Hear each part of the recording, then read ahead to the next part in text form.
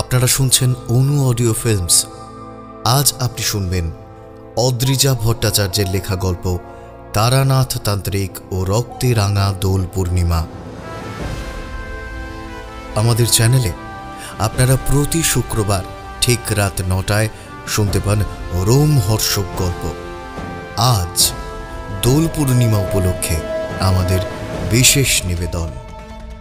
শুরু হচ্ছে তারানাথ তান্ত্রিক ও রক্তে রাঙা দোল পূর্ণিমা।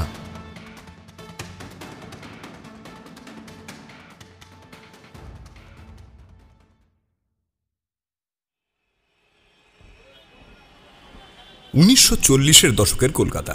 সূর্য পশ্চিম আকাশে রক্তিম আভা ছড়িয়ে শেষ বিদায় জানাচ্ছে। শহরের বাতাসে মিশে আছে ঘর্মাক্ত জনস্রোতের ক্লান্তি, ট্রামের ধাতব কোলাহল আর গলির মোড়ে চায়ের দোকানে ভাপ ওঠার সুবাস। উত্তর কলকাতার এক পুরনো চায়ের দোকান আমি বসে রয়েছি। আমার সাথে রয়েছে কিশোরী। আমরা দুজন প্রাণের বন্ধু। সামনে ধোঁয়া ওঠা মাটির ভাঁড়ের চা, পাশে এক প্লেট গরম তেলে ভাজা। রেডিওতে ক্ষীণ স্বরে ভেসে আসছে খবর, হিটলারের বাহিনী আজ পোল্যান্ডের আরো একটি গুরুত্বপূর্ণ শহর দখল করে নিয়েছে। কিশোরী তখনও খবর শুনতেই ব্যস্ত, আর তার মুখে বিদ্রুপের হাসি। আমি কিশোরীকে উদ্দেশ্য করে বললাম, তুমি শুনলে চারপাশে যুদ্ধের আবহ, আর আমরা এখানে বসে এই চায়ের দোকানে। যাকগে, চলো এবার ঠাকুরমশাইয়ের দোরগোড়া থেকে ঘুরে আসি।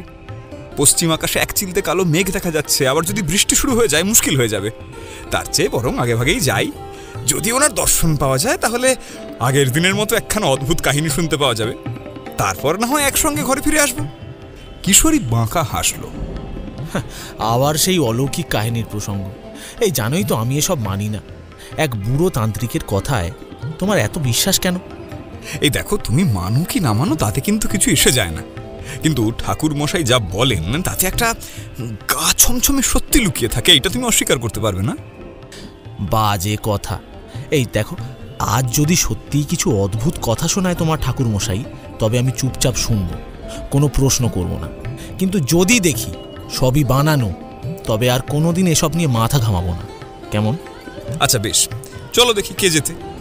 চায়ের দাম মিটিয়ে দুই বন্ধু পাশের এক তেলে ভাজার দোকানে ঢুকে আর গরম জিলিপির সঙ্গে পছন্দের পাসিং শোয়ের একটা প্যাকেট কিনলাম। তারপর নির্জন গলিপথ ধরে রওনা দিলাম তারানাথ তান্ত্রিকের বাড়ির উদ্দেশ্যে। কলকাতার শহুরে কোলাহল পেরিয়ে মটলেনের নির্জন গলিতে পৌঁছতেই বাতাসে যেন একটা অদ্ভুত পরিবর্তন টের পাওয়া গেল। তারানাথ তান্ত্রিকের পুরনো বাড়ির সামনে আমরা দাঁড়িয়ে রয়েছি। বাড়ির কাঠের দরজাটা বন্ধ। কাঠের দরজায় দুবার টোকা দিয়ে আমি একটু উচ্চই কণ্ঠে ডাকলাম, ঠাকুরমশাই, ঠাকুরমশাই আছেন নাকি? ভিতর থেকে গম্ভীর কণ্ঠস্বর ভেসে এলো, একটু অপেক্ষা করো, আসছি।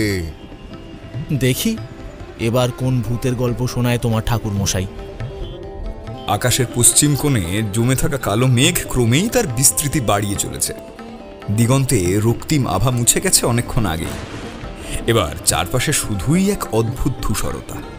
ঘন ঘন মেঘ ডাকছে, যেন প্রকৃতিও কিছু বলতে চাইছে এই সন্ধিক্ষণে। বসন্তের শুরু হলেও শীতের স্মৃতি এখনো পুরোপুরি মিলিয়ে যায়নি। হঠাৎ এক দমকা ঠান্ডা হাওয়া এসে আমাদের গায়ে কাঁপুনি ধরিয়ে দিল। কলকাতার রাস্তাঘাট থেকে উঠে এসে মটলেনের এই নির্জন গলিতে পা রেখেই আমাদের ভেতরে একটা অদ্ভুত অনুভূতি খেলে গেল। তারানাথ দরজা খুললেন। মৃদু হাসি মুখে আমাদেরকে দেখেই বললেন, হ্যাঁ, এসো এসো, ভেতরে এসো। বাইরে আকাশের যা অবস্থা, একটু পরেই ধুম বৃষ্টি নামবে মনে হচ্ছে।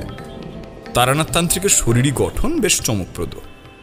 ফর্সা গায়ের রং, উজ্জ্বল ত্বক, চওড়া কপাল, গভীর দৃষ্টি, এবং এক দেখাতেই বুঝতে পারা যায় যে তিনি ব্রাহ্মণ বংশীয়। পরনে পরিষ্কার সাদা ধুতি, কাঁধে একটা গেরুয়া রঙের উত্তরীয়। তার চোখে মুখে এক অদ্ভুত ধরনের ভারিক্কি ভাব, অথচ কোথাও যেন একটা অদ্ভুত স্নিগ্ধতাও রয়েছে। ঘরের ভেতর আলো কম, তবে একপাশে রাখা তেলের প্রদীপের আলোয় আবছা সবকিছু বুঝতে পারা যাচ্ছে। কাঠের নড়বড়ে দরজাটা একপাশে সরিয়ে রেখে তারানাথ আমাদের ভিতরে আসতে বললেন। ভিতরে ঢুকতেই একটা মাটির গন্ধ নাকে এলো। পুরনো কাঠের আসবাবের সঙ্গে যে গন্ধটা মিশে থাকে না, ঠিক সেই রকমই একটা গন্ধ। বসো বসো। তারানাথ নির্দেশ করলেন একপাশের তক্তপোষের দিকে। আমি গিয়ে বসলাম, কিন্তু কিশোরী বসতে বসতেও যেন একটু ঠাট্টা করার সুযোগ ছাড়ল না। মুচকি হেসে বলল, আপনার এই আসন দেখে তো মনে হচ্ছে কোনো ভূতের বাসা। তারানাথ মুহূর্তের জন্য থমকে গেলেন। তার গভীর চোখ দুটো কিশোরীর দিকে স্থির হল। সেই দৃষ্টির মধ্যে কিছু একটা ছিল। সব কিছুকেই যদি ঠাট্টা মনে করো তবে এখানে আসার মানে কি? কিশোরী এবার একটু সংযত হলো। আমি হাসি মুখেই বললাম, ওকে কিছু বলবেন না ঠাকুরমশাই, কিশোরী এমনই, কিন্তু আমরা এসেছি আপনার কাছ থেকে আজও একটা ওই অদ্ভুত কাহিনী শুনবো বলে। তারানাথ একটু চুপ করে থাকলেন। বাইরে তখন বাতাসের তীব্রতা বেড়ে চলেছে। আচমকা বজ্রপাতের শব্দে পুরো বাড়িটা যেন কেঁপে উঠল। মুহূর্তের মধ্যে শুরু হলো ঝমঝমিয়ে বৃষ্টি, যেন প্রকৃতি আজ কোনো এক দুর্দান্ত কাহিনীর ভূমিকা রচনা করেছে।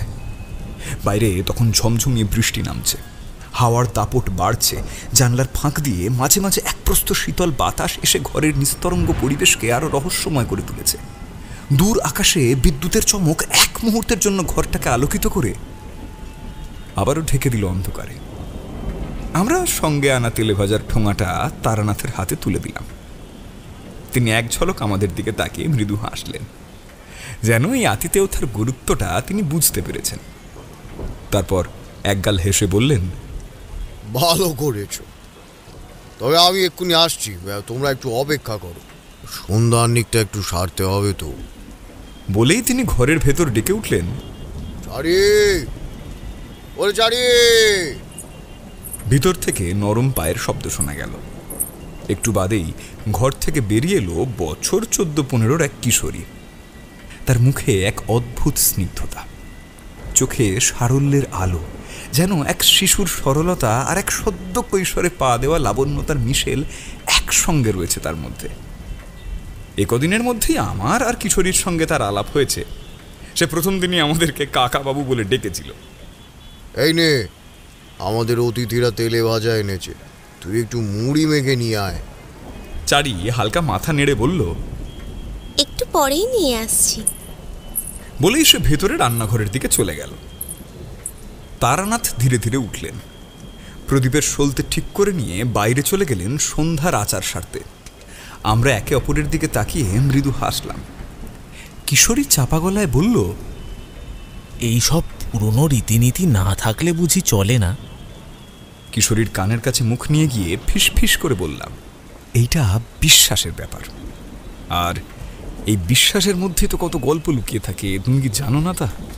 কিছুক্ষণ পর তারানাথ ফিরে এলেন। একবার বাইরে ঝাপসা হয়ে থাকা জানলার কাঁচের দিকে তাকালেন, তারপর ধীরে ধীরে এসে নিজের জায়গায় বসলেন। বাইরে বৃষ্টি তখন আরো তীব্র হয়েছে। বিদ্যুৎ চমকালে জানলার বাইরে গাছপালার নড়াচড়া যেন ছায়ার খেলা হয়ে উঠছে। ঠিক সেই সময়ে চারি চায়ের সঙ্গে এক বাটি মুড়ি আর জিলিপির থালাটা এনে আমাদের সামনে রাখল। নিন, আপনারা খেতে খেতে গল্প করুন। গরম চায়ের ধোঁয়া উড়ে ছড়িয়ে পড়ল সারা ঘরে। জিলিপির মিষ্টি গন্ধ আর মুড়ির কচকচে স্বাদ যেন বৃষ্টির আবহের সঙ্গে একেবারে উপযুক্ত হয়ে উঠল। আমি সেই সুযোগে বললাম, ঠাকুরমশাই, বলছি আমাদের জন্য আজকে একটা গল্প বলবেন না? তারানাথ এক মুহূর্তের জন্য চুপ করে রইলেন। তার মুখের অভিব্যক্তি বদলে গেল। আজ যেন গল্প শোনানোর কোনো ইচ্ছেই তার নেই। কিশোরী সুযোগ বুঝে মুচকি হাসল। তাহলে কি আপনার গল্পের ভান্ডার শেষ হয়ে গেছে? তারানাথ এবার একটু গম্ভীর হয়ে তাকালো কিশোরীর দিকে। গলার স্বর ভারী করে তিনি বললেন, গল্প তো কম নয়, কিন্তু সব গল্প শোনানোর মতোও নয়। এই বলে তিনি একবার জানলার বাইরের দিকে তাকালেন। গভীর রাতের মতো অন্ধকার নেমে এসেছে চারিদিকে। বৃষ্টি কমেনি, বরং ঝড়ের মতো শোঁ শোঁ শব্দ করে বাইরে বাতাস বইছে, আর তার মাঝেই ধোঁয়া ছাড়ছে তারানাথের হাতে ধরা পাসিং শোয়ের এক একটা সুখ টান। আমি আর কিশোরী চায়ের ভাঁড় হাতে নিয়ে চুপচাপ বসে আছি। আমি কথার ছলেই বললাম, এই বছর দোল পূর্ণিমা কেমন কাটবে কে জানে। যুদ্ধের ছায়া পড়েছে সারা বিশ্বে, অথচ কলকাতা শহরেও টান পড়েছে সবকিছুর উপর। খাবার দাবার থেকে শুরু করে রং, আবির, সবকিছুরই যেন দাম বেড়ে চলেছে। শুনছি অনেক জায়গায় নাকি এবছর তেমন করে দোল উৎসব পালন করাই হবে না। তাছাড়া শুধু যুদ্ধই নয়, বাংলার পরিবেশও ভালো নয় একেবারে। গত বছর থেকে অদ্ভুত সব ঘটনা ঘটছে। শুনেছি কিছু গ্রামে রাতে রাতে লোকজনও উধাও হয়ে যাচ্ছে। কেউ বলছে ডাকাতের দল, কেউ বলছে ওসব অলৌকিক কিছু। জানেন ঠাকুরমশাই, আমাদের উত্তর কলকাতার এক পাড়ায় গত সপ্তাহেই একটা খুন হয়েছে, দোলের প্রস্তুতি নিয়ে ঝামেলার কারণে। তারানাথ তক্তপোষের উপর গা এলিয়ে দিয়ে শান্ত চোখে আমাদের দিকে তাকালেন। তাঁর চোখে যেন একটা অদ্ভুত স্মৃতির ছায়া নেমে এলো। হাতের সিগারেটে একটা টান দিয়ে তিনি বলে উঠলেন, এই বছর দোল পূর্ণিমায় অশুভ ছায়া পড়তে পারে, এটা সত্যি। তবে তোমরা কি জানো, বছর 15 আগে একবার এমনই এক দোল পূর্ণিমা এসেছিল। সেই রাতটা যারা দেখেছিল তারা আজও ভুলতে পারেনি। মুহূর্তেই সজাগ হয়ে উঠলাম। কিশোরীও পাশ ফিরে তাকালো। এইবার ঠাট্টার ছল নয়, বরং এক গভীর আগ্রহের ছাপ পড়েছে তার মুখে। কি ঘটনা ঠাকুরমশাই? দোল পূর্ণিমায় এমন কি ঘটেছিল? তারানাথ নিঃশব্দে পাসিং শোতে আর একটা টান দিলেন। ধোঁয়ার কুণ্ডলি বাতাসে মিলিয়ে গেল। তাঁর চোখে তখন গভীর স্মৃতির ছাপ, যেন তিনি অতীতের কোনো এক দোল পূর্ণিমার রাতে ফিরে গেছেন। তাহলে শোন, তোমাদের একটা ঘটনার কথা বলি। তোমরা তো জানোই আমি এক সময় সংসারবিহীন নিখোঁজ জীবনের পথে ঘুরে ঘুরে বেরিয়েছি। তন্ত্র সাধনার নেশায় দেশ বিদেশের বিভিন্ন কোণে ঘুরেছি। শ্মশানে থেকেছি, গহীন জঙ্গলে থেকেছি, এমনকি গভীর পর্বত গুহায় নির্জন ধ্যানেও কাটিয়েছি। বহু তান্ত্রিক, বহু যোগীর সঙ্গ লাভ করেছি, বহু গুরুর কাছে আশ্রয় নিয়েছি। কিন্তু আশ্চর্যের বিষয় কি জানো, প্রত্যেকেই এক কথা বলতো, এই পথ তোমার জন্য নয়, তোমার ভাগ্যে সংসার লেখা আছে। অথচ আমার মন কোনোদিনই সংসারের টানে বাধা পড়তে চায়নি। আমি তখনও বুঝিনি কেন তারা এমন বলতো।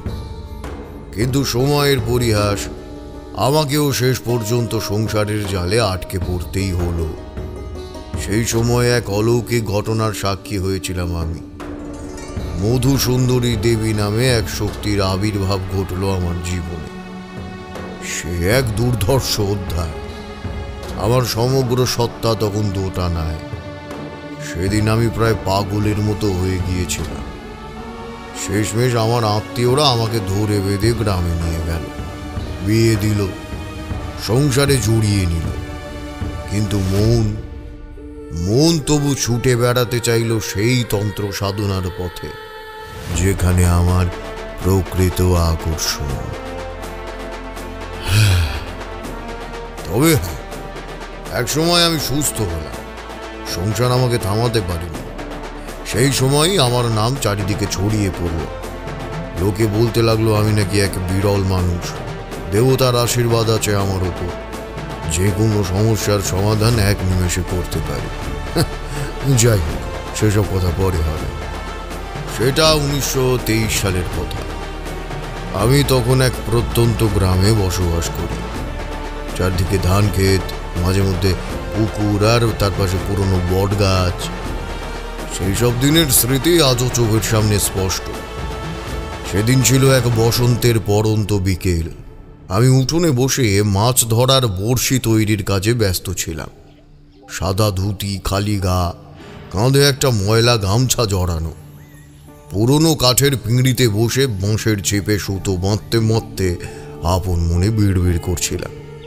ঠিক তখনই হঠাৎ উদ্ভ্রান্তের মতো ছুটতে ছুটতে এক মধ্যবয়স্ক লোক আমার বাড়ির সামনে এসে পড়ল। লোকটা যেন বহুক্ষণ ধরে ছুটছে, শ্বাস ফেলারও সময় পায়নি। পরনে একটা খাটো ধুতি, গায়ে ময়লা একটা ফতুয়া, চুল উস্কো খুস্কো, চোখ দুটো রক্ত বর্ণ, যেন বহুদিনের নির্ঘুম রাত কাটিয়ে এসেছে। শরীর ঘামে ভিজে একেবারে কাহিল। আমার সামনে এসে দাঁড়িয়েই সে কাঁপতে কাঁপতে বলতে লাগলো, ঠাকুর মশাই আমাদের বাঁচান, আমাদের জীবন এক গভীর সংকটে পড়েছে, একমাত্র আমি নাকি তাকে বাঁচাতে পারি, এই বিভীষিকা থেকে মুক্তি দিতে পারি। আমি তার দিকে তাকালাম, কিন্তু কিছুই বুঝে উঠতে পারলাম না। লোকটা যেন মুহূর্তের মধ্যে আমার পায়ে পড়তে চাইল। আমি এক হাতে তাকে সামলে নিলাম। কি হয়েছে সংকট? কি হয়েছে বলো তো? আমি ধীর কণ্ঠে জিজ্ঞাসা করলাম। লোকটা কাঁপতে কাঁপতে একবার এদিক ওদিক তাকালো, যেন নিশ্চিত হতে চাইল কেউ তার কথা শুনছে কিনা। তারপর বলল, এখানে নয় বাবা, আমি গোপনে আপনাকে কয়েকটা কথা বলতে চাই, যদি আপনি সম্মতি দেন তো। লোকটাকে ইতস্তত বোধ করতে দেখে আমি বললাম, ঠিক আছে, আপনি আমার সঙ্গে আসুন, ঘরে বসে কথা বলা যাক। বোধহয় আপনার খুব তেষ্টা পেয়েছে, তাই না? এক গ্লাস জল খেয়ে নিন আগে। এই বলে আমি ঘরে গিয়ে আমার স্ত্রীকে এক গ্লাস জল আর 2টি বাতাসা দিয়ে যেতে বললাম। স্ত্রী যথাযথ আতিথেয়তার খাতিরে জল আর বাতাসা দিয়ে গেল। ঘরের ভেতরে তখনও দিনের আলো ঠিক মতো পৌঁছয়নি। পুরনো কাঠের বিমে টাঙানো কুপিবাতির ম্লান আলোয় দেওয়ালের ছায়াগুলো লম্বা হয়ে উঠেছে, যেন অদৃশ্য কারোর উপস্থিতি লুকিয়ে আছে কোন ঘুপচিতে। ঘরটি বড় হলেও জানলা দরজা ছিল অপেক্ষাকৃত ছোট, বাতাস চলাচল কম। দরজার উপরে ঝোলানো ছিল ময়লা বিবর্ণ একটা মোটা কাপড়, যেটা প্রায় প্রতিটা ঘরেই থাকতো সেই সময়। দোরগোড়ায় সরাসরি বাইরের আলো যেন না ঢোকে, কিংবা অযাচিত কেউ যেন ভেতরের দৃশ্য দেখে ফেলতে না পারে। তবে আমার কাহিনীতে এই পর্দাটারও একটা ভূমিকা আছে, সেটা কিছুক্ষণ পর বলছি। বসন্তকাল, বাইরে কোকিল ডাকছে, শালিকদের দল লাফিয়ে বেড়াচ্ছে শুকনো পাতার ওপর। গাছের নতুন কচি পাতা রোদের আলোয় ঝলমল করছে। এমন দিনে প্রকৃতির রং মিশে যায় এক মোহময় সৌন্দর্যে। অথচ ভেতরের ঘরে বসে থাকা সেই লোকটির চোখে মুখে কোনো স্নিগ্ধতার ছাপ নেই। তার সারা শরীর জুড়ে এক ভয়ের ছাপ স্পষ্ট, যেন দীর্ঘদিনের কোনো দুঃস্বপ্ন তার রক্তের সঙ্গে মিশে গেছে। চোখ দুটো গর্তের মতো গভীর, বিবর্ণ মুখশ্রী, শুকনো ঠোঁট বারবার কেঁপে উঠছে।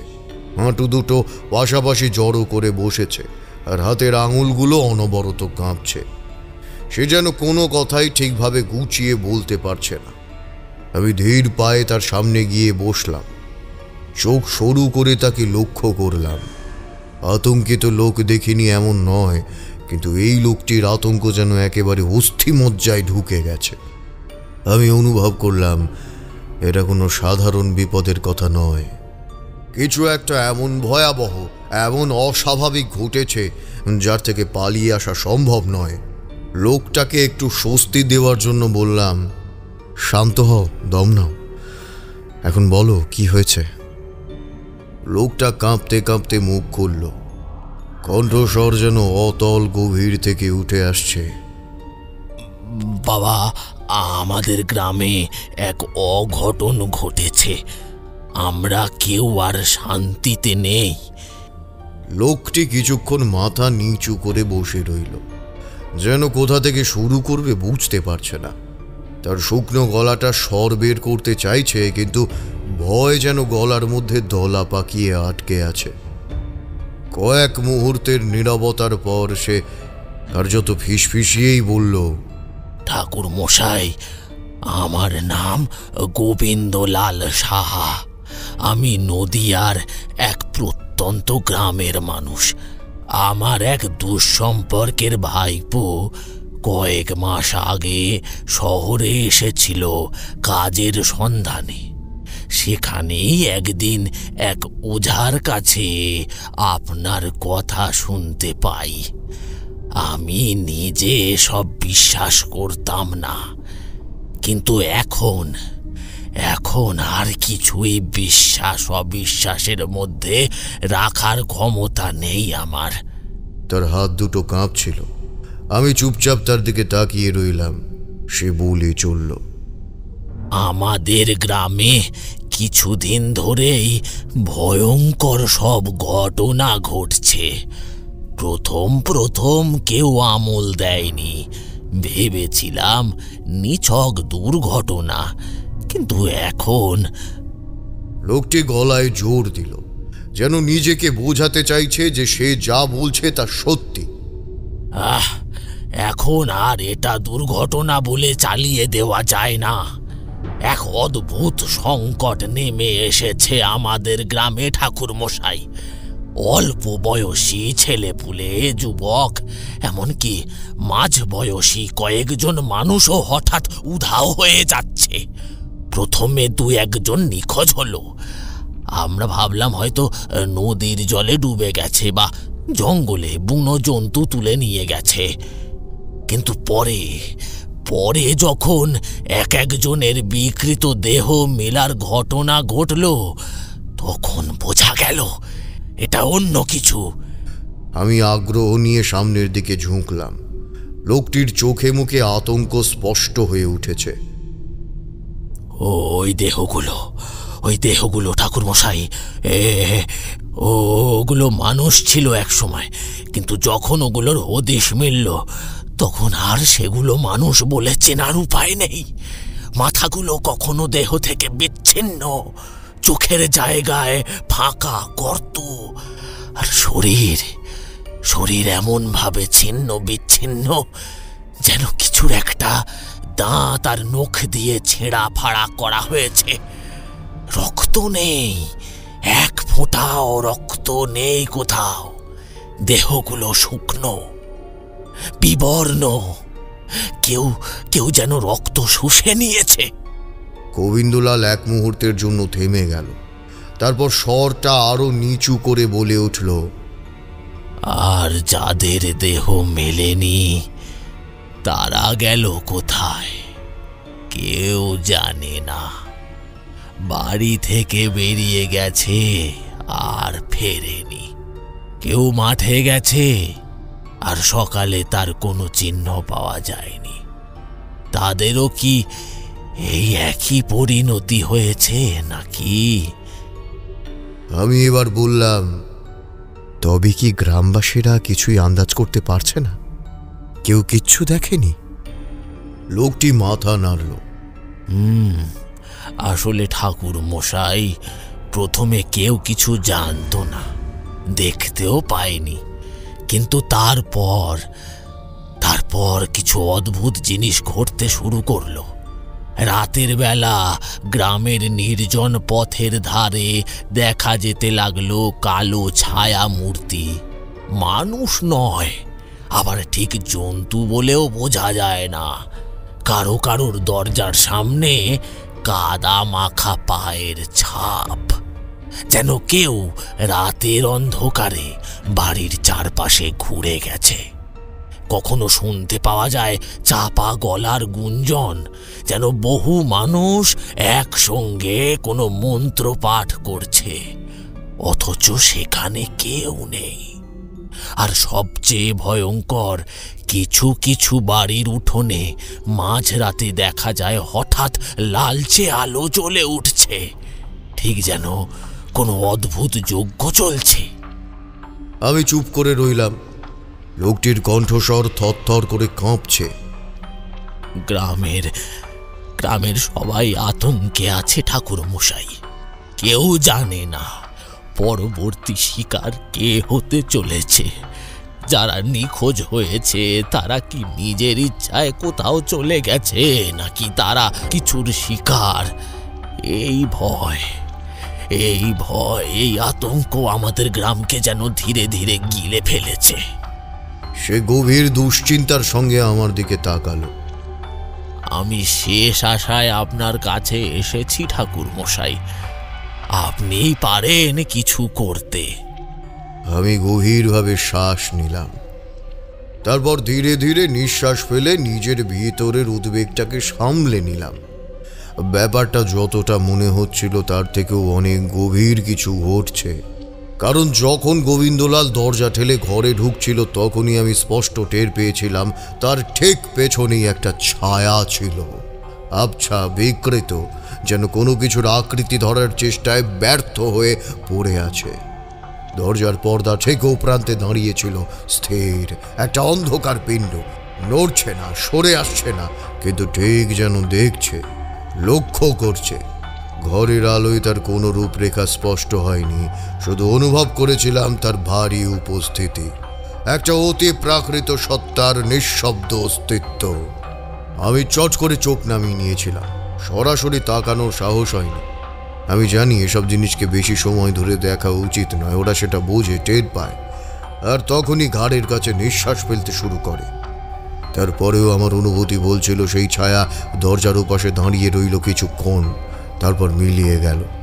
যেন তার উদ্দেশ্য ছিল শুধু দেখা দেওয়া, আমাকে বোঝানো আমি আছি, আমি এখানে এসেছি।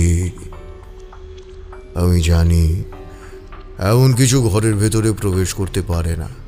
আমি সম্পূর্ণ সন্ন্যাসী না হতে পারলেও আমার শরীরের মধ্যে আজও আশীর্বাদ বিরাজমান মধু সুন্দরী দেবীর, মাতু পাগলির, সেই প্রাচীন শক্তিগুলোর যারা আমাকে তাদের ছায়ায় রেখেছিল এক সময়।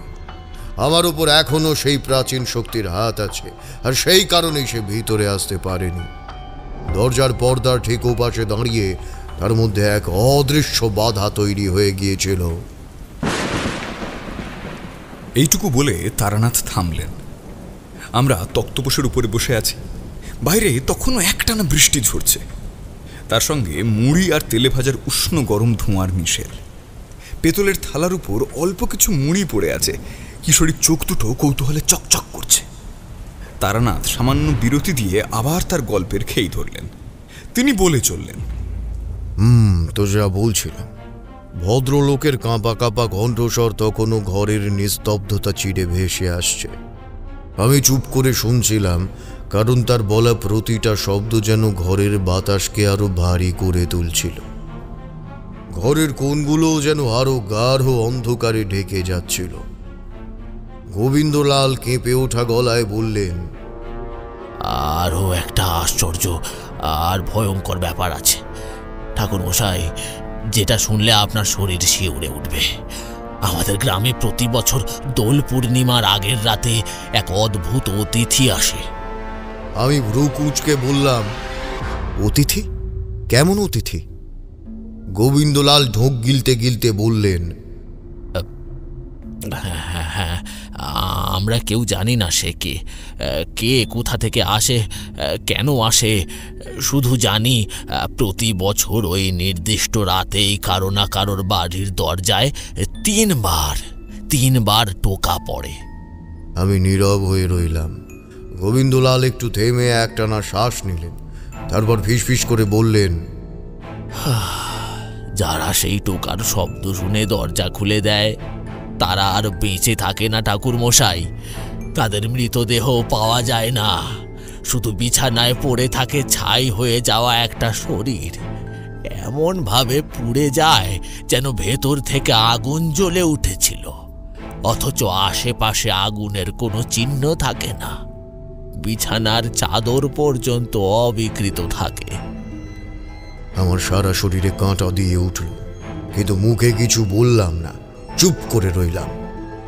আর যারা দরজা খোলে না তারা সারা রাত দরজার ওপাশে শুনতে পায় অদ্ভুত নিঃশ্বাসের শব্দ।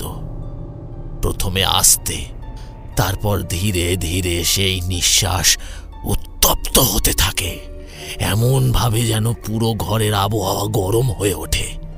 বাতাস ভারী হয়ে আসে, মনে হয় যেন ঘরের মধ্যে এক ভয়াল আগুন লুকিয়ে আছে, যেটা ধীরে ধীরে চারপাশের সব কিছুকে জ্বালিয়ে দিতে প্রস্তুত হচ্ছে। আমি এবার গভীরভাবে শ্বাস নিলাম।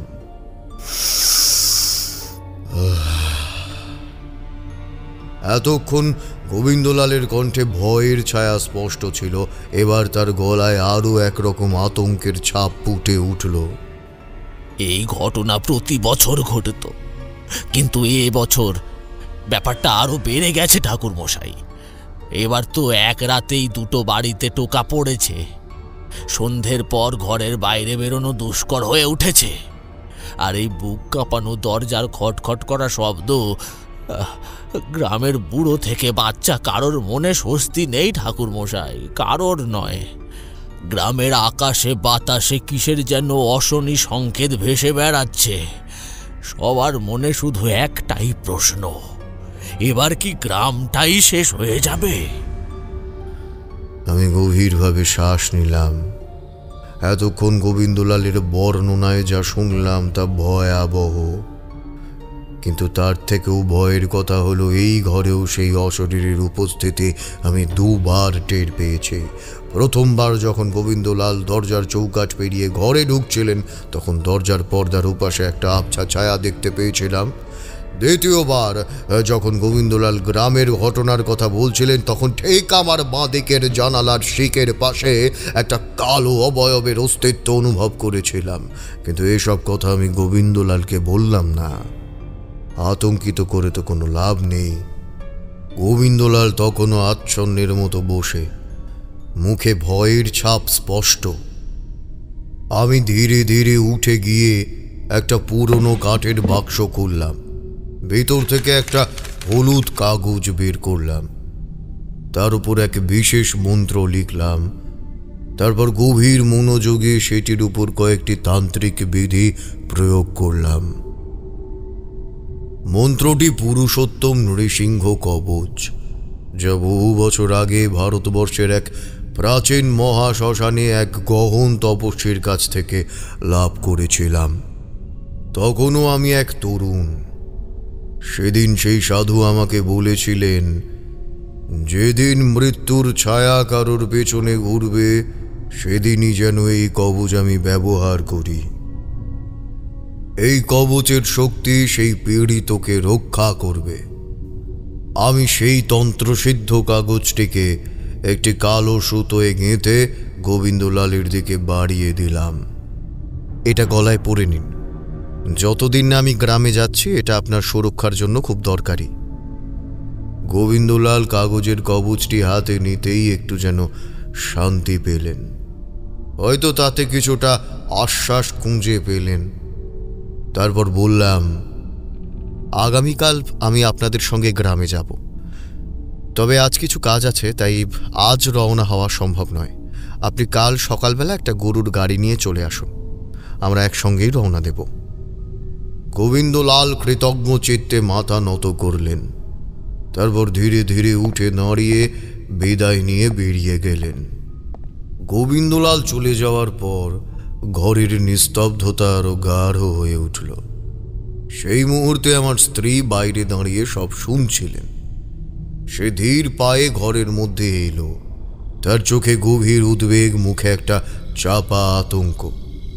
লাজুক মুখে মাথায় ঘোমটা টেনে নিচু স্বরে বলল, আপনি যা করছেন তা মানুষের মঙ্গলের জন্যই করছেন, আমি তা জানি, কিন্তু আমার যে খুব ভয় করছে।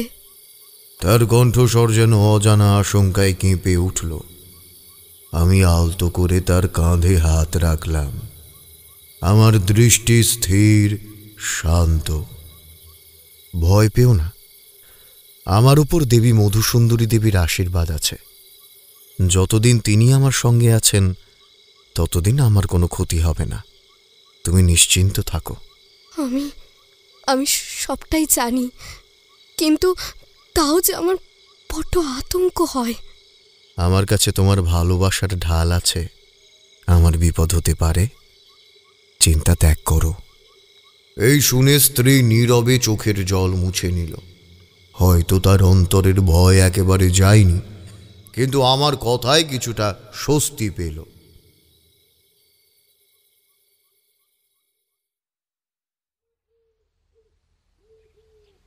পরদিন সকালে যথা সময়ে গোবিন্দলাল একজন গরুর গাড়ির চালক আর শক্তপোক্ত গরুর গাড়ি নিয়ে আমার দোরগোড়ায় এসে উপস্থিত হলো।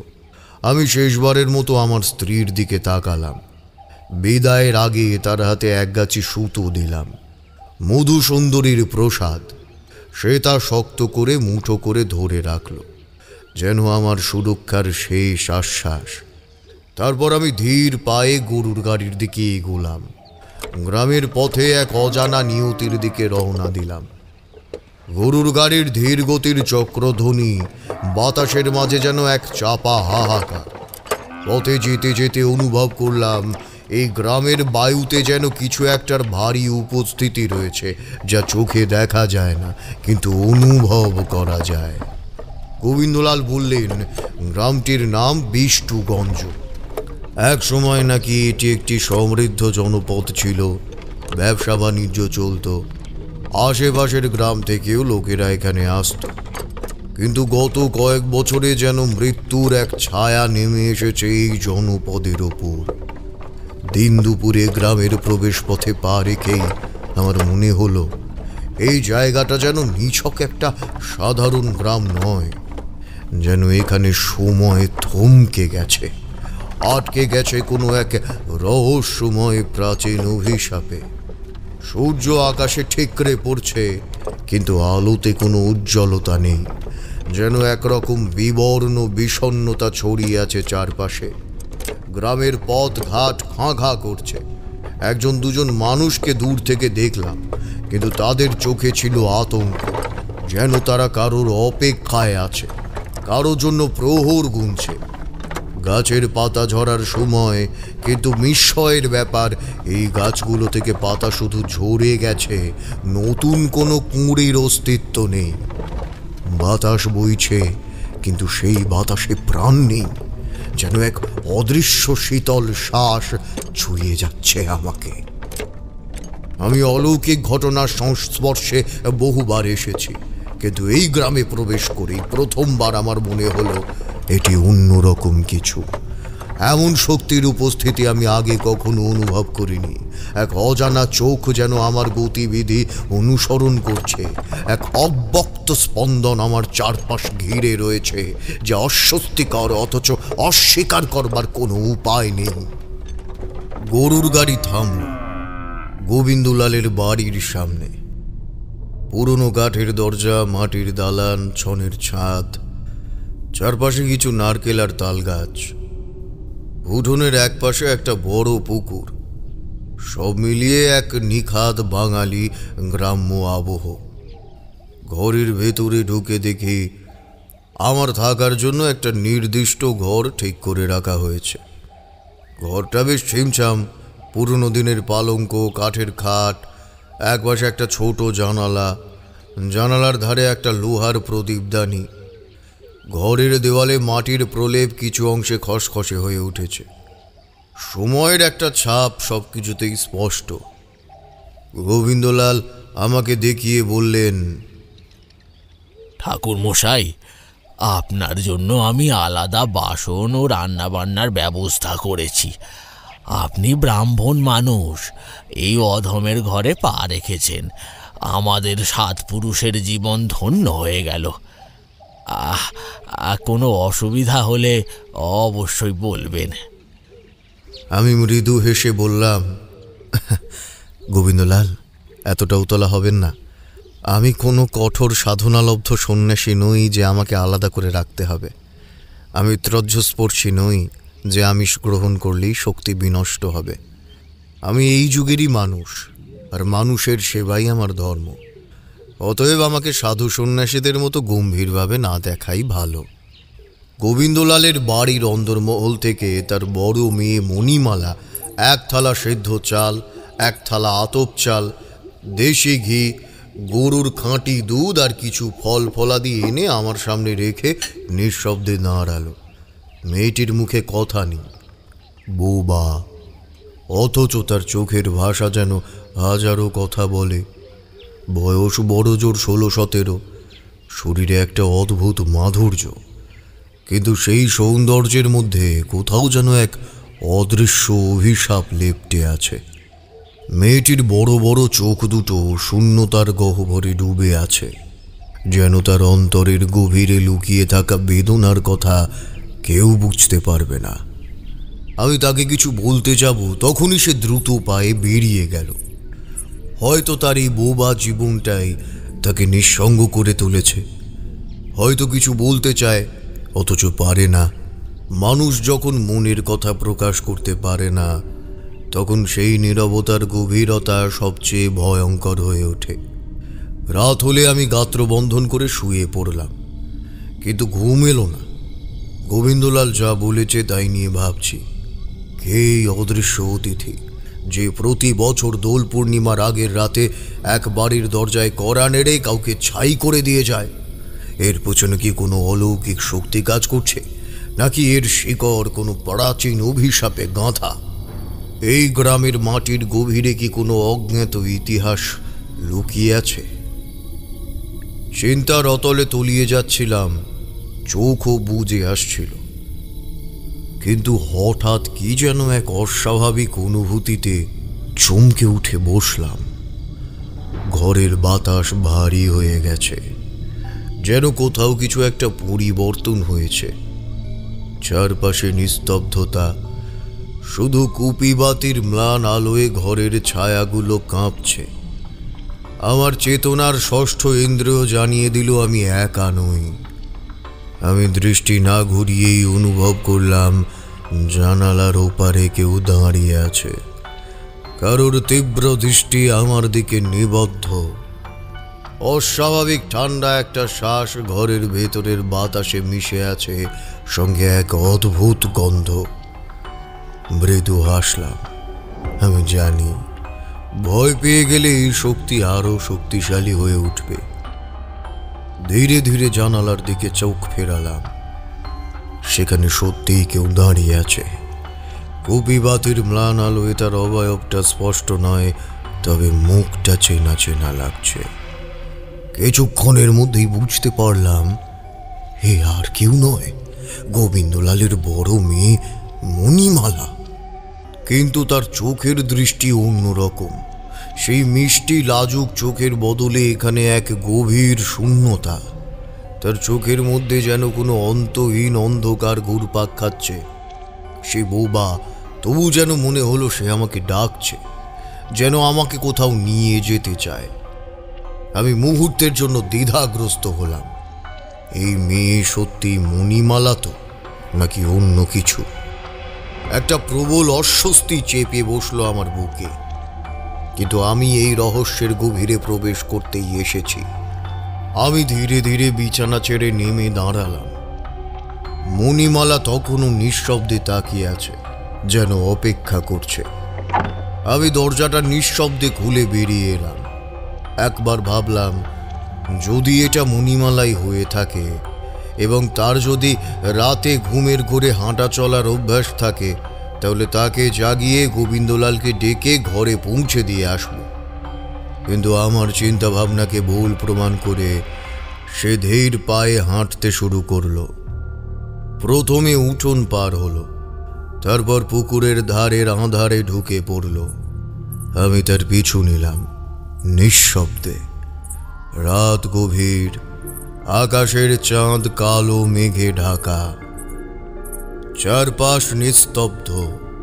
শুধু গাছের পাতাগুলো মাঝে মাঝে অদ্ভুতভাবে কাঁপছে, যেন কারুর অশরীরী উপস্থিতি বাতাসে আন্দোলিত হচ্ছে। সে একবারও পিছন ফিরে তাকালো না।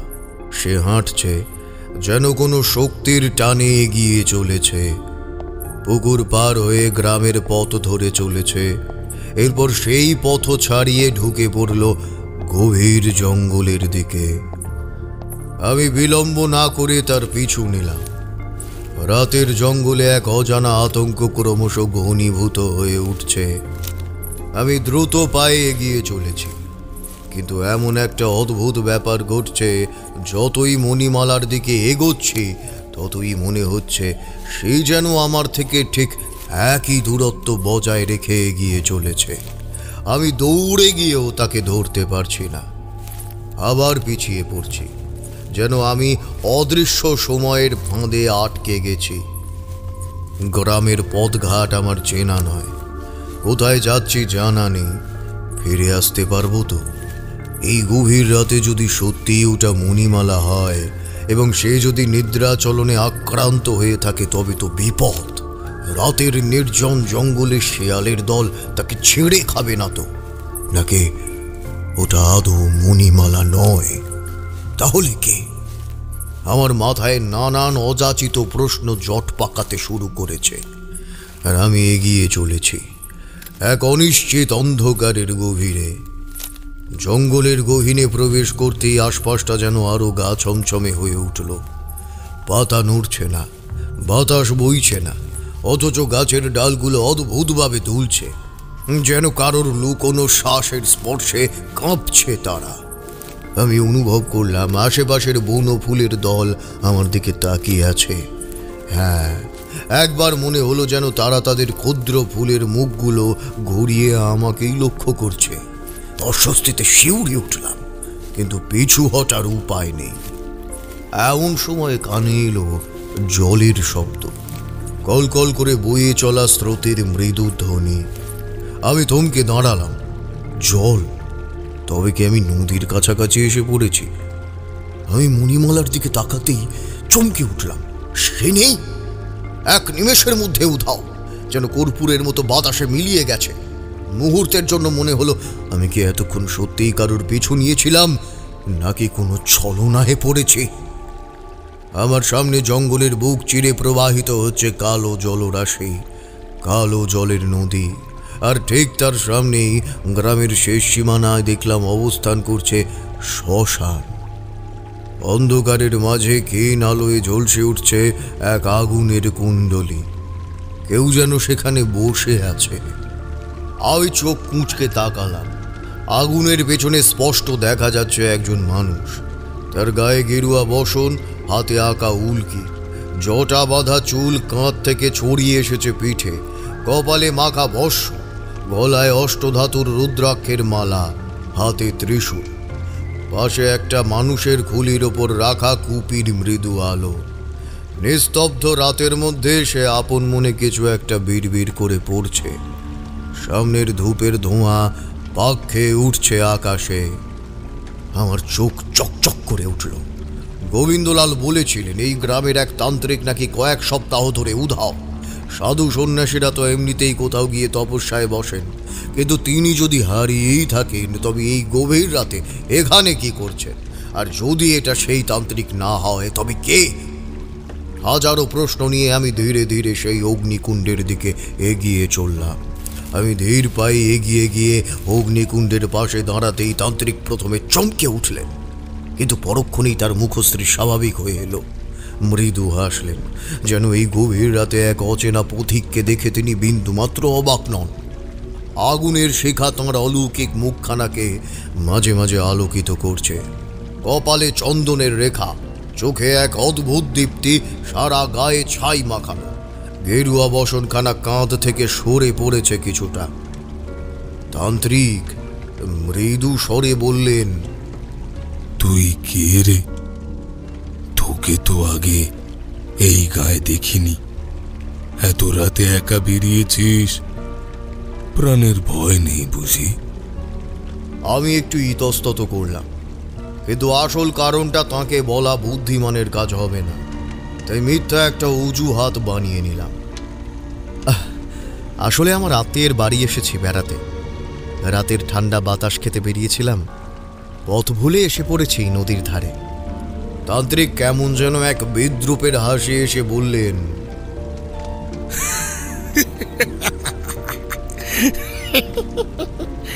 তাই নাকি? কিন্তু এই সময় গায়ে আসা উচিত হয়নি তোর। এখানে এখন এমন অনেক কিছু ঘটছে যা সাধারণ মানুষের জন্য ভালো নয়। কেউ তোকে সতর্ক করেনি? হ্যাঁ, করেছিল, তবে এইসব ভয় আমি পাই না। আর আপনি? তান্ত্রিক এবার একটু গম্ভীর হলেন, তারপর গভীর দৃষ্টিতে তাকিয়ে মৃদু হাসলেন। ভয়? তুই নির্ভীক, সেটা বরং ভালোই কথা। তবে বুঝে নে, ভয় আমাদের মতো মানুষের মধ্যে বাস করে না। আমাদের জীবন মৃত্যু ছায়ার সঙ্গেই কেটে যায়। তুই তো জানিস না কত অন্ধকার পথ পেরিয়ে তবে আমরা এই পথে এসেছি। মৃত্যুর মুখোমুখি দাঁড়িয়ে থেকেছি কতবার। ভয় পেলে কি সাধকের জীবন চলে বল? আপনার কথা শুনেছি গ্রামের কয়েকজনের মুখে, কিন্তু কোথায় ছিলেন এতদিন? আপনি তো গ্রামের মানুষের জন্য ছিলেন, তাহলে এই দুর্যোগের সময় কেন তাদের পাশে নেই আপনি? এইবার তান্ত্রিকের চোখে এক মুহূর্তের জন্য একটা তীব্র আলো খেলে গেল, যেন চমকে উঠলেন। তাঁর মুখের কঠোর রেখাগুলো কিছুটা শক্ত হলো। আমি স্পষ্ট বুঝতে পারলাম এই মানুষটা ভয় পেয়েছেন। কিন্তু কেন? একটা দীর্ঘ নিঃশ্বাস ফেলে তিনি বললেন, আমি কি করব বল? এই গায়ে এক শক্তির আগমন হয়েছে যার মোকাবিলা আমার ক্ষমতার বাইরে। এমন অপশক্তি আমি আগে কখনো দেখিনি। সে শক্তিকে বশ করতে হলে যা দরকার তা আমার নেই। আমি মানুষকে সাহায্য করার জন্য নিজের জীবন উৎসর্গ করেছি। তাদের বিপদ থেকে রক্ষা করতে আমি ঔষধ বানাই, জংলি গাছপাতার ব্যবহারও শিখেছি। তবে এটুকু জানি, এই যে কিছুদিন ধরে এখানে যা ঘটছে তা স্বাভাবিক কিছু নয়। এর উৎস কোথায় তা জানার আগেই হয়তো এই গায়ের অনেকের জীবনের প্রদীপ নিভে যাবে। তার শেষ কথাটা শুনে যেন বুকের ভেতর হালকা একটা শীতল স্রোত বয়ে গেল। এরপরও কিছুক্ষণ আমাদের মধ্যে কথোপকথন চলল। তবে এরই মাঝে যেন বেমালুম ভুলে গেলাম মণিমালার কথাটা। তাকে কেন দেখলাম হঠাৎ করে এত রাতে? যাক, আর বেশি দেরি করা ঠিক হবে না। তাই তাকে বিদায় জানিয়ে আস্তে আস্তে নিজের ঘরের দিকে রওনা দিলাম। সেই রাতটা অন্তত শান্তিতেই কেটেছিল। কোনো ভৌতিক অস্বাভাবিক কিছু আর ঘটেনি। পরদিন সকালবেলা সূর্য দেবতা উদিত হয়েছেন অনেকক্ষণ। এমন সময় হঠাৎ চিৎকার ভেসে এলো আমার কানে। ওগো, কে কোথায় আছো গো? তাড়াতাড়ি এসো, আমাদের বেনুটা কেমন করছে। ওরে কেউ এসো গো, এসো, জল আনো। ওগো, কেউ এসো। দ্রুত পায়ের শব্দ। দরজা ঠেলে খুলে আসে গোবিন্দলাল। তার সাথে ছুটে আসে দুই মেয়ে, চোখে দুশ্চিন্তার ছাপ। বাবা, মা এত চিৎকার করছে কেন? এই মুহূর্তে বাইরের রাস্তা দিয়ে কয়েকজন চাষা খেতে যাচ্ছিল। তারা যেন থমকে দাঁড়ায়, একজন আর একজনের দিকে তাকায়, তারপর চেঁচিয়ে ওঠে। কি হলো গোবিন্দলাল, তোমার বাড়ির দিক থেকে এত চিৎকার চেঁচামেচির আওয়াজ আসছে কেন? এ তো গোয়াল ঘর থেকে ভয়ানক আওয়াজ আসছে। গরুটা এমন করছে কেন? এতক্ষণে বেশ কিছু মানুষ জড়ো হয়েছে। গোয়াল ঘরের সামনে এসে তারা থমকে দাঁড়ায়। ভেতরে গরুটাকে দেখে সকলের মুখে চাপা আতঙ্ক ফুটে ওঠে। ও মা গো, ও শরীরটা কেমন মোজরাচ্ছে, এ তো অস্বাভাবিক। আরে বাবা রে, ও বেচারা বেনুটা কি কষ্টে চটপট করছে রে। ও বাবা, ওর কি হলো? এই তো শয়তানের লক্ষণ। গোবিন্দ কাকা, তোমার বাড়িতেই নজর পড়েছে। লোকজন একে অপরের দিকে তাকায়। কেউ আবার দ্রুত পা চালিয়ে দূরে সরে যেতে চায়। এমন একটা পরিস্থিতির মধ্যে আমি ঘর থেকে বেরিয়ে এসে দেখলাম চোখে আমার তখনও ঘুমের ঘোর। তবে এগিয়ে গিয়ে দৃশ্যটা দেখতেই আমার তন্দ্রা ভাবটা এক ঝটকায় ছুটে গেল। বাইরে থেকেই একটা তীব্র পচা গন্ধ নাকটা এসে ধাক্কা দিল। এক ধরনের অস্বাভাবিক, অজানা, অশুভ ঘ্রাণ। গোয়াল ঘরটা ছিল মাটির, বাঁশের খুঁটি আর খড়ের ছাউনি দেয়া। পাশেই বড় সড়ো খুঁটিতে বাঁধা থাকতো গোবিন্দলালের গরুগুলো।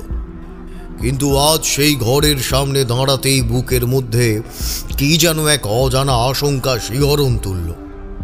আমি ভেতরে ঢুকতেই দেখলাম একটা গরু মাটিতে শুয়ে কাঁপছে। তার চারটে পা টান টান হয়ে গেছে, যেন মৃত্যুর সাথে লড়াই করছে। কিন্তু যা দেখলাম তা আমি স্বপ্নেও ভাবতে পারিনি। গরুটার পেট অস্বাভাবিকভাবে ফুলে উঠেছে, যেন ভেতরে কিছু একটা বেঁচে আছে। আমি এক পা এগিয়ে গেলাম, আর তখনই স্পষ্ট দেখতে পেলাম গরুর পেটের চামড়ার নিচে কিছু একটা দ্রুত নড়ছে। একবার, দুবার, তিনবার, যেন ওই গরুটার পেট ফাটিয়ে বেরিয়ে আসার চেষ্টা করছে। আমার শরীরের রক্ত হিম হয়ে গেল। মনে পড়ল চৈত্রের বাতাসে অশুভ শক্তি অনেক বেশি সক্রিয় হয়, আর এখানে তো স্পষ্টই তার ছাপ।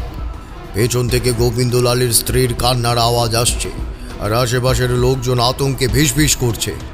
এই গরুতে দখল নিয়েছে কিছু একটা। আমি দ্রুত সিদ্ধান্ত নিলাম, গোবিন্দলাল, ওখান থেকে একটা বট পাতা ছিঁড়ে আনো। আমার গলার স্বর এতটাই দৃঢ় ছিল যে কোনো প্রশ্ন না করেই সে দৌড়ে গেল। বৌমা, লাল সিঁদুর আর সর্ষের তেল নিয়ে এসো। মুহূর্তের মধ্যে সব এনে দিল তারা। আমি বটপাতার ওপর লাল সিঁদুর আর সর্ষের তেল ঘষে মাখিয়ে গভীর মনোযোগে মন্ত্র পড়তে লাগলাম, আর সেই পাতা আস্তে আস্তে গরুটির কপালে বোলাতে লাগলাম। কয়েক মুহূর্তের মধ্যেই গরুটির শরীরের মোচড় কমে এলো, চোখ দুটো স্থির হলো, শ্বাস স্বাভাবিক হলো, পেটের ফোলা ভাবটাও ধীরে ধীরে স্বাভাবিক হয়ে এলো। চারিদিকে একটা নিস্তব্ধতা নেমে এলো।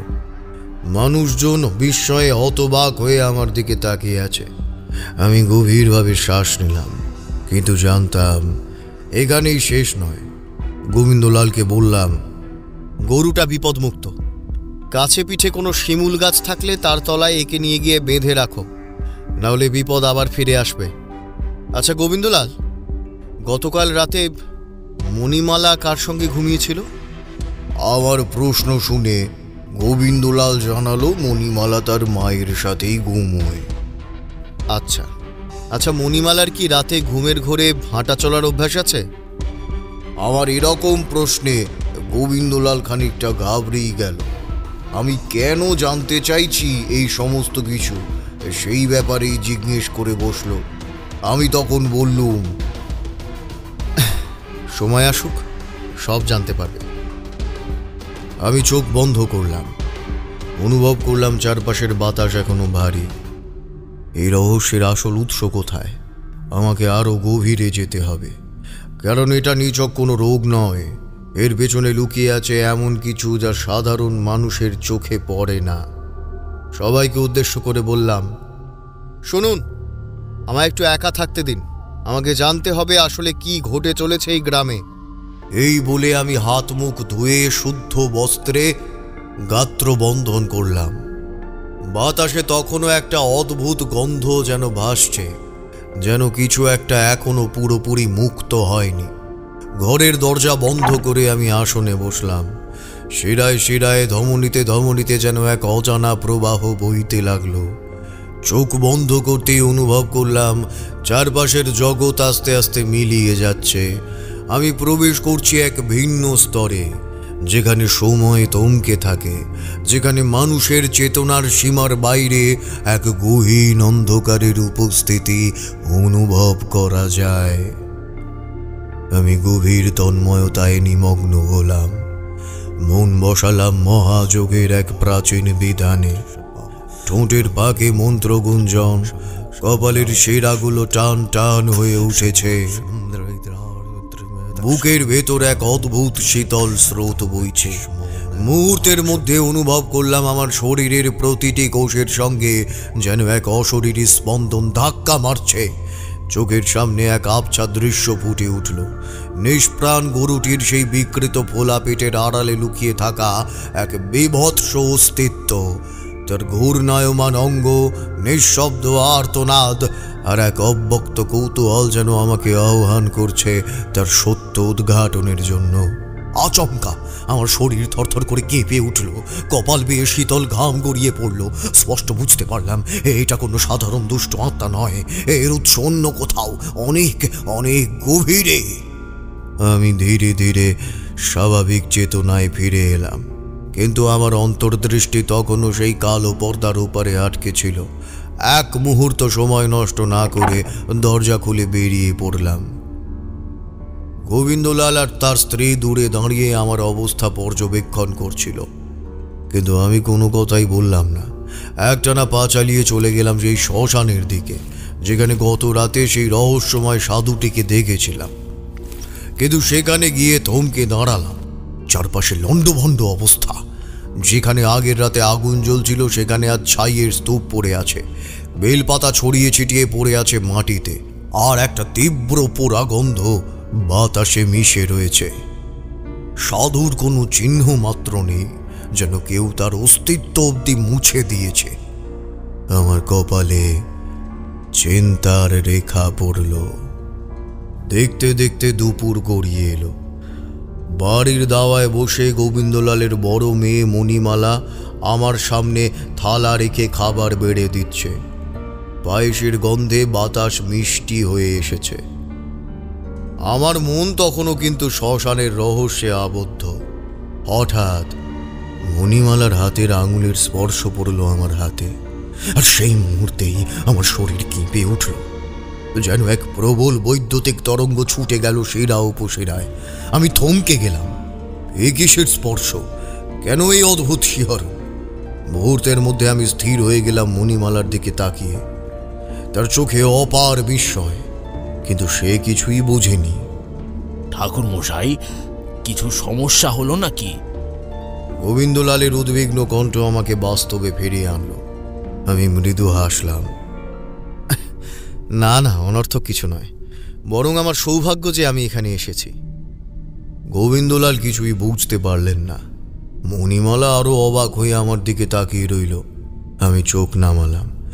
মনে মনে বুঝতে পারলাম এখানে একটা অদ্ভুত কিছু আছে, যা আমার সামনে ধীরে ধীরে উন্মোচিত হচ্ছে। আর আমি জানি রহস্যের পর্দার ওপারে লুকিয়ে থাকা সত্যটা আমাকে খুব শীঘ্রই মুখোমুখি হতে বাধ্য করবে।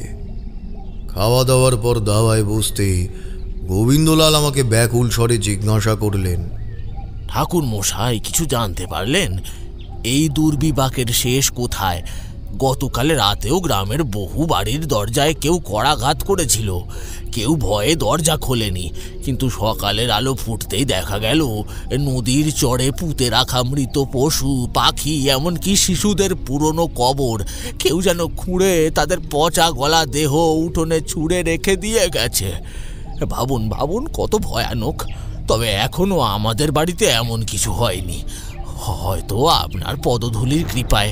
কিন্তু বলুন ঠাকুর মশাই, আমরা কি এতই পাপী যে মুক্তির কোনো পথ নেই, নাকি আমাদের গ্রাম ছেড়ে পালাতে হবে? আমি এক দীর্ঘ নিঃশ্বাস ফেললাম। আমার মনের গহীনে তখনও সেই ধ্যানের দৃশ্যগুলো দোলা দিচ্ছে, এক বিভীষিকাময় অতীতের সজীব স্মৃতি, যা হয়তো এই গ্রামবাসীরা কল্পনাও করতে পারবে না। গোবিন্দলালের দিকে তাকিয়ে বললাম, আমি ধ্যানে এক সাংঘাতিক সত্য দেখেছি, যা শুনলে হয়তো বিশ্বাস করবে না। তবে তার আগে একটা কথা বলি। তোমার বড় মেয়ে মণিমালা কেবল সাধারণ একজন মেয়ে নয়, তার মধ্যে দেবীর অংশ আছে, এবং কাল রাতে সেই আমাকে সাহায্য করেছে। আমি তার মধ্যে এক দেবী মূর্তির দর্শন পেয়েছি। আমার কথা শুনে গোবিন্দলাল বিস্ময়ে আমার দিকে চেয়ে রইলেন। তার চোখে ছিল অসংখ্য প্রশ্ন, কিন্তু আমি তাকে বললাম, তুমি কি কখনো তোমার বাপ ঠাকুরদার মুখে শুনেছ এই গ্রামে ভয়ঙ্কর এক তন্ত্র চর্চা হয়েছিল? এমন এক তন্ত্র যার কারণেই বহু নিরীহ প্রাণের বলি হয়েছিল। গোবিন্দলালের মুখের ভাব পাল্টে গেল, গলাটা যেন শুকিয়ে এলো। কিছুক্ষণ চুপ থেকে বলল, শুনেছি ঠাকুর মশাই, আমার বাবা বলেছিলেন অনেক বছর আগে, তখন প্রায় 1850-এর দশক, এই অঞ্চলের জমিদার মহিম চক্রবর্তী অতি লৌকিক শক্তির লোভে পড়ে নিষিদ্ধ তন্ত্র সাধনায় লিপ্ত হয়েছিল। সে নরবলির মাধ্যমে এক ভয়ঙ্কর শক্তিকে জাগ্রত করতে চেয়েছিল, কিন্তু বিষয়টা যখনই ফাঁস হয়ে যায়, তখন রাগে ক্ষোভে গ্রামবাসীরা তাকে ধরে এনে নির্মমভাবে হত্যা করে। কিন্তু আমার পিতা এটাও বলেছিলেন যে সেই সাধনার কাজ তখনও সম্পূর্ণ হয়নি। আমি মাথা নাড়লাম। এটা কোনো লোককথা নয় গোবিন্দলাল, এটা নির্মম বাস্তব। মহিম চক্রবর্তীর সেই অসম্পূর্ণ তন্ত্র সাধনা আজও এই মাটির নিচে বন্দী হয়ে আছে।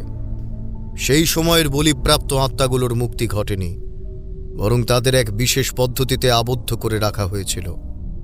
এক নির্দিষ্ট যন্ত্রণা ও যজ্ঞের মাধ্যমে আত্মাগুলোর শক্তিকে বন্দী করে রাখা হয়, যাতে তারা মুক্তি না পায়, আবার ধ্বংসও না হয়, বরং এক ধরনের তান্ত্রিক কারাগারে তারা আটকে থাকে। কিন্তু এখন আপনারা যাকে সৎ সাধু ভেবে আশ্রয় দিয়েছেন, সে মোটেই সাধু নয়। তার উদ্দেশ্য মহিম চক্রবর্তীর অসম্পূর্ণ সাধনাকে সম্পূর্ণ করা, সেই সমস্ত আত্মাদের মুক্ত করে এক অশুভ শক্তিকে পুনর্জীবিত করা। আর মাত্র 2 রাত, দোল পূর্ণিমার রাতে সে তার মূল চাল চালবে। আর যদি তা সফল হয়, তবে শুধু এই গ্রাম নয়, তার শক্তির বিস্তার আরও অনেক দূর পর্যন্ত ছড়িয়ে পড়বে। গোবিন্দলালের মুখ থেকে আর কোনো কথা বেরোল না। বিস্ফারিত চোখে সে আমার দিকে তাকিয়ে এক মুহূর্ত স্তব্ধ রইল। তারপর ফিসফিস করে বলল, ঠাকুর মশাই, তাহলে এখন কি হবে? আমি এর কোনো উত্তর দিলাম না। দুই চোখ বুজে শুধু মনে মনে মধুসুন্দরী দেবীকে স্মরণ করে সমাধানের পথ খুঁজতে লাগলাম। দোল পূর্ণিমার সকাল, আকাশে তখনও শুভ্র রোদ, কিন্তু এই গ্রাম জানে রাত নামলেই এক ভয়াবহ অন্ধকার গ্রাস করবে তাদের। গোবিন্দলাল, কয়েকজন যুবক আর আমি এক নির্জন স্থানে দাঁড়িয়ে। আমি জিজ্ঞেস করলাম, যেমন বলেছিলাম সব ব্যবস্থা করা হয়েছে তো? গোবিন্দলাল মাথা নাড়লেন।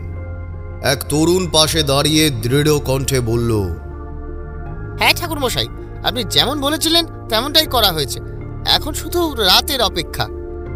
আমি তাকিয়ে থাকলাম দূরে, মনে মনে হিসেব করলাম এই 2 দিনে যা যা ঘটেছে তার পরিণতি ঠিক কতটা ভয়াবহ হতে চলেছে। শতাব্দী প্রাচীন এক অভিশপ্ত শক্তি ধীরে ধীরে জেগে উঠছে। তার প্রমাণ মিলেছে নিদারুণভাবে। দুটো নির্মম মৃত্যু। নিহতদের শরীরের ভেতর থেকে সমস্ত কিছু যেন নিষ্ঠুরভাবে টেনে বের করে নিয়ে গেছে। ফাঁপা এক খোলস ছাড়া কিছুই অবশিষ্ট নেই।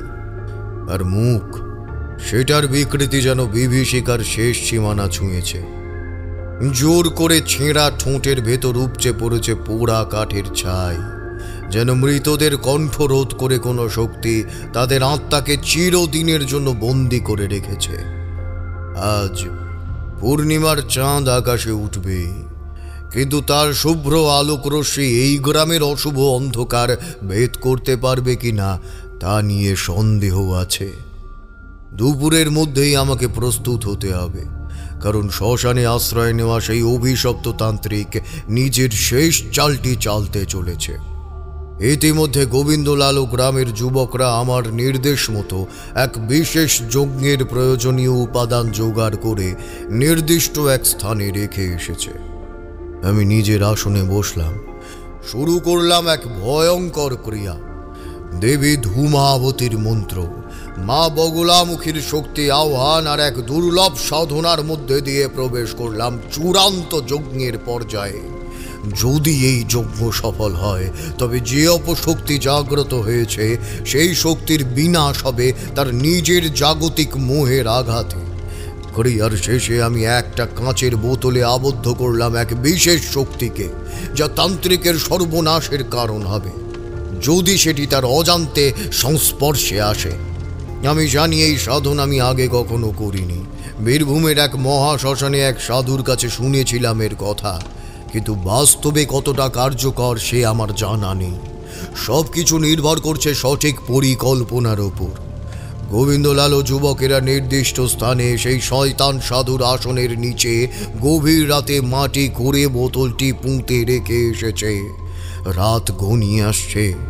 আজকের রাতে নির্ধারিত হবে গ্রাম রক্ষা পাবে নাকি এই অশুভ শক্তির থাবায় চিরতরে বিলীন হয়ে যাবে। রাতের নিস্তব্ধতা চেপে বসেছে চারপাশে। পূর্ণিমার মৃত প্রায় আভা ছড়িয়েছে আকাশে। সে আভা অনুজ্জ্বল। আমি, গোবিন্দলাল আর আরো কয়েকজন যুবক শ্বাসরুদ্ধ করে গাছপালার আড়ালে অপেক্ষা করছি। পূর্ণিমার আলোয় নদীর জলটা যেন আজ কালচে দেখাচ্ছে। এটা কি আলোর ছলনা, নাকি গ্রাম জুড়ে ঘনীভূত কোনো অভিশাপের ছায়া? শ্মশান ঘাটের পথে ধীরে ধীরে প্রবেশ করল সেই সাধক। সেই সতর্ক দৃষ্টিতে চারপাশ জরিপ করল, তারপর অন্ধকারের মধ্যে এগিয়ে গেল। ঠিক তখনই বুক কেঁপে উঠল আমার। তার চারপাশে অস্পষ্ট কিছু একটা অবয়ব যেন নড়ে উঠেছে দেখতে পেলাম। একই রকম অবয়ব যেমনটা সেদিন দরজার আড়ালে দেখেছিলাম। তোমরা তো জানোই, দেবতার কৃপায় এই ধরনের উপস্থিতি আমি অনুভব করতে পারি। কিন্তু এরপরে যা ঘটল তা আমাদের কল্পনারও বাইরে ছিল। আমরা ধারণা করেছিলাম সে তার আসনের নিচে পুঁতে রাখা বোতলের উপর বসবে, কিন্তু না, সেখানে এগিয়ে গিয়ে নিজের জন্য এক ভয়ঙ্কর তান্ত্রিক কুণ্ড প্রস্তুত করলো। তারপর বিশাল এক ঝোলা থেকে একে একে বের করতে লাগলো কিছু বিভীষিকাময় উপাদান। মৃত মানুষের হাড়ের গুঁড়ো, সিঁদুর, হলুদ, তেল, শিয়ালের কাটা মুন্ডু এবং আরো নানা অজানা বিভৎস বস্তু। বাতাস ভারী হয়ে উঠল, তার কণ্ঠস্বরের মন্ত্রোচ্চারণ এক অশুভ অনুরণন সৃষ্টি করল। আর তখনই নদীর কালো জলের গভীর থেকে যেন কিছু উঠে আসতে লাগলো। অর্ধেক পচে যাওয়া দেহ, দৃষ্টিহীন শূন্য চাহনি, কালো গলিত মুখ, মৃতদের দীর্ঘশ্বাসের মতো শ্বাসরুদ্ধকর দুর্গন্ধ ছড়িয়ে পড়ল চারপাশে, যা আমাদের অন্ত্র পর্যন্ত উল্টে দিতে উদ্যত। একে একে মুক্ত হতে লাগলো প্রাচীন আত্মারা। ক্রুদ্ধ দৃষ্টিতে তারা গ্রামের দিকে এগিয়ে চলল, যেন আজ রাতেই সর্বনাশ অনিবার্য। আমরা হতাশায় নিমজ্জিত, কারণ শেষ রক্ষা কবচ, সেই কাঁচের বোতল, কোনোভাবেই সাধকের সংস্পর্শে আনা গেল না। হতাশ হয়ে আমি মধুসুন্দরী দেবীর আরাধনা শুরু করলাম। কাল ভৈরবের নাম নিতে লাগলাম, আর মনে পড়ে গেল সদ্য বিবাহিতা আমার স্ত্রীর মুখ। প্রায় হাল ছেড়ে দিয়েছি এমন সময় হঠাৎই কিছু একটা ঘটল। সাধু থমকাল, কিছু যেন বুঝতে না পেরে নদীর দিকে এগোতে লাগলো। ঠিক সেই মুহূর্তে তার পা পড়ল সেই স্থানে যেখানে মাটির নিচে লুকিয়ে রাখা ছিল সেই বোতলটি। মুহূর্তের মধ্যে যেন বাতাস বদলে গেল, যেন এক অদৃশ্য ঝড়ের পূর্বাভাস টের পেলাম।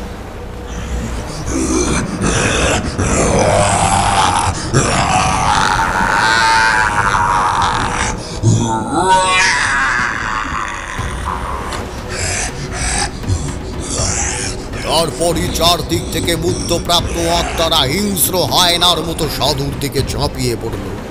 বিকট এক চিৎকার, আর্তনাদ, আকাশ ফেটে পড়ল।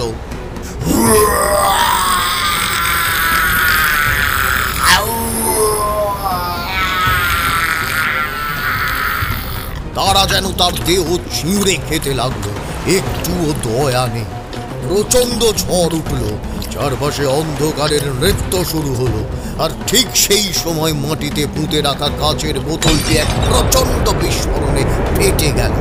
বিস্ফোরণের সাথে সাথে এক অপার্থিব সাদা ধোঁয়া ছড়িয়ে পড়ল চারদিকে, যেন আকাশের বুক চিরে বেরিয়ে আসা আত্মাদের মুক্তির আলো।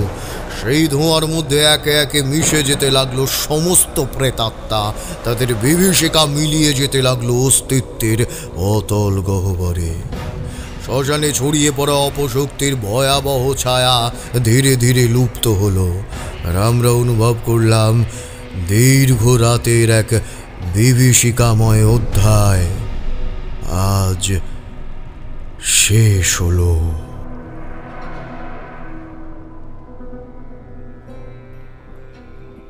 তারানাথ দীর্ঘশ্বাস ফেললেন। ঘর জুড়ে যেন এক অদৃশ্য ভারী নীরবতা নেমে এলো। আমি কিশোরীর দিকে তাকালাম। সে মাথা নিচু করে বসে রয়েছে, চোখে এক কেমন অদ্ভুত স্থিরতা, যেন এখনো গল্পের শেষ দৃশ্যের ভয়াবহতা তার মনে গেঁথে আছে। আমিও ঠিক বুঝে উঠতে পারছিলাম না এই অভিজ্ঞতার ব্যাখ্যা কিভাবে সম্ভব। খানিক বাদে তারানাথ উঠে দাঁড়ালেন, বললেন, যাক, আজকের মতো তাহলে এখানে শেষ করা যাক। যা বৃষ্টি হয়েছে, মনে হচ্ছে রাস্তায় জল জমে গেছে। সাবধানে যেও, রাস্তা পিচ্ছিল হয়েছে কিনা কে জানে। আমরা একে অপরের দিকে তাকালাম, কিন্তু কারো মুখ থেকে কোনো শব্দ আর বের হলো না। মনে হচ্ছিল আরো কিছু জানতে চাই, আরো কিছু শুনতে চাই, কিন্তু আজ আর নয়। কাদামাটির গন্ধে মিশে আছে বৃষ্টির টলটলে সোঁদা গন্ধ। অন্ধকার রাস্তায় নেমে এলাম আমরা দুজন। পিচ্ছিল পথে জল জমে আছে। অদূরে কোনো এক অলক্ষ্যে ব্যাঙ ডাকছে একটানা।